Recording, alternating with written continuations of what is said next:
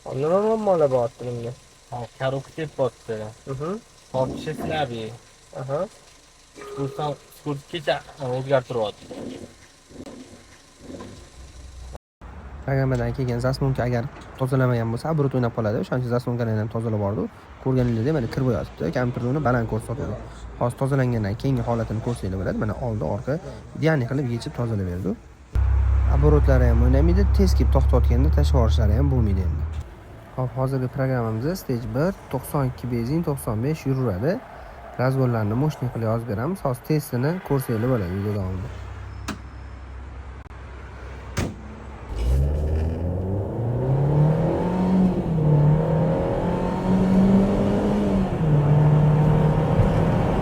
Yaxshimi yurishlari qanaqa? Cho'tki yurishlari. Pedalsizlar normalniy. Zo'r.